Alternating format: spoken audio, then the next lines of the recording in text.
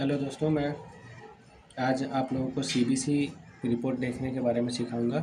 CBC report के components को कैसे देख के बीमारी का पता लगाया जाता है। बीमारी बैक्टीरिया है की वजह से है, इन्फ्लेमेशन की वजह से है या वायरस की वजह से है, ये सब के बारे में सीबीसी रिपोर्ट देख के हम कैसे पता लगा सकते हैं। चलिए शुरू करते हैं। सीबीसी में सबसे पहले आता है हेमोग्लोबिन। हेमोग्लोबिन का नॉर्मल रेंज होता है 13 से 17 ग्राम पर डीएल। इस मरीज का 15 है तो नॉर्मल में आता है। टीएलसी की बात करें तो टोटल ल्यूकोसाइट काउंट, ये 4000 से 11000 के बीच क्यूबिक एमएम के बीच में रहना चाहिए, तो ये नॉर्मल बोला जाएगा। इसका 7340 है। इसका मतलब है कि इस मरीज का टीएलसी नॉर्मल है। अगर टीएलसी 4000 के नीचे जाता है तो इसका मतलब होता है कि बॉडी में वायरस का इन्फेक्शन हुआ है। अगर टीएलसी 11000 से ऊपर जाता है तो इसका मतलब होता है कि बॉडी में इन्फ्लेमेशन या बैक्टीरियल इन्फेक्शन हुआ है। फिर दूसरे नंबर की बात करें तो डीएलसी होता है डिफरेंट ल्यूकोसाइट काउंट। सबसे पहले आता है न्यूट्रोफिल्स।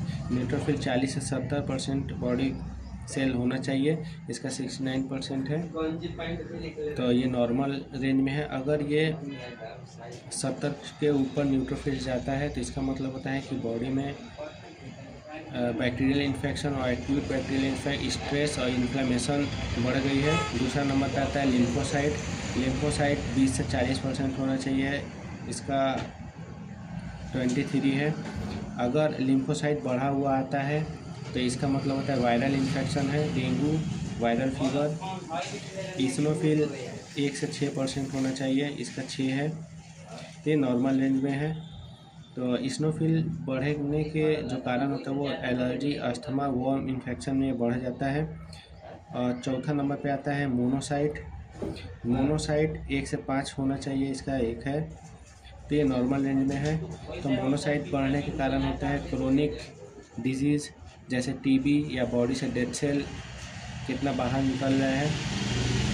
और पाँचवा नंबर आता है बेसोफिल्स।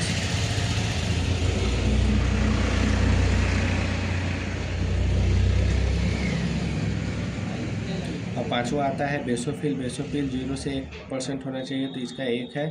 तो इसका अगर ये बहुत ही रेयर केस में बढ़ता है। अगर ये बढ़ता है तो इसका मतलब होता है कि एलर्जी या ब्लड डिसऑर्डर कुछ हो सकता है।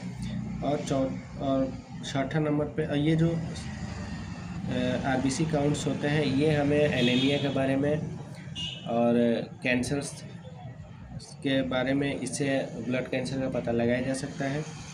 एनीमिया के बारे में इसके लिए दूसरे वीडियो में बात करेंगे। और सबसे मेन पॉइंट, अगर प्लेटलेट्स 1.5 लाख से 4.5 लाख क्यूबिक एमएम में होना चाहिए, इसका 1.46 है, तो ये लगभग नॉर्मल रेंज में ही आता है। अगर ये कम होता है तो ब्लीडिंग डिसऑर्डर, ज़्यादा होता है तो भी क्लॉटिंग डिसऑर्डर के बारे में जानकारी देता है। ये बैक्टीरियल वायरस की जानकारी हमें देता है। आज के लिए बस इतना ही।